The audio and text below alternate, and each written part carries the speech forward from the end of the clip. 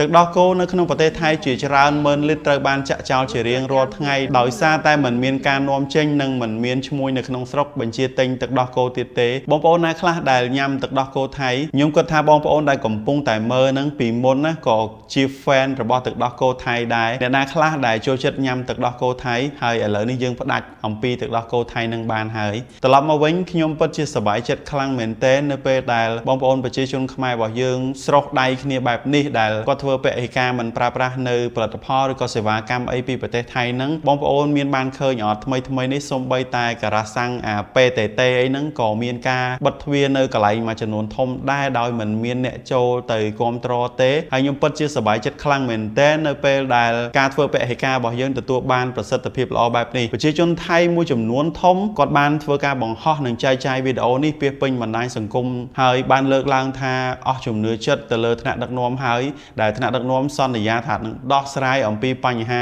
ដែលមិនមានទីផ្សារនាំទឹកដោះគោនេះឲ្យប្រជាពលរដ្ឋប៉ុន្តែពីមួយថ្ងៃទៅមួយថ្ងៃគឺមិនមានដំណោះស្រាយទេអញ្ចឹងបានប្រជាពលរដ្ឋថៃដែលអ្នកចិញ្ចឹមសត្វគោយកទឹកដោះនឹងប្រមូលយកទឹកដោះទាំងអស់ហ្នឹងគឺយកទៅចាក់ចោលតាមទីសាធារណៈដើម្បីបង្ហាញអំពីភាពឈឺចាប់របស់គាត់ដែលគាត់ខំចិញ្ចឹមហើយបានទឹកដោះយ៉ាងច្រើនហើយគឺមិនមានទីផ្សារខ្ញុំលើកទឹកចិត្តឲ្យបងប្អូនទាំងអស់គ្នានៅតែបន្តធ្វើពហិការមិនប្រើប្រាស់ទំនិញសៀមបន្តទៀតដើម្បីធ្វើឲ្យប្រជាជនសៀមទាំងអស់ហ្នឹងដឹងថានៅពេលដែលអត់មានប្រជាជនខ្មែររបស់យើងគ្រប់គ្រងឬក៏ប្រើប្រាស់សេវាកម្មរបស់វានឹងប្រទេសរបស់វានឹងជួបបញ្ហាអីខ្លះបើយើងត្រឡប់ទៅក្រោយវិញនៅពេលដែលប្រទេសទាំងពីរមិនទាន់មានចំនួនមានបងប្អូនយើងជាច្រើនដែលរកពេលរដូវបុណ្យទានភ្ជុំបិណ្ឌឬក៏ចូលឆ្នាំអីហ្នឹងតែងតែយកលុយជាច្រើនទៅចាយនៅក្នុងប្រទេសថៃដែលពួកគាត់ទៅទិញជាកៅអៅឬក៏ទៅដើរកម្សាន្តនៅក្នុងប្រទេសថៃខ្ញុំជឿថាបងប្អូនមួយចំនួនធំហើយដែលជាអ្នកដែលចូលចិត្តទៅចាយលុយនៅក្នុងប្រទេសថៃប៉ុន្តែបន្ទាប់ពីយើងមានបញ្ហានេះមកបងប្អូនរបស់យើងក៏ឡើងទៅហើយចំណូលមួយចំនួនធំ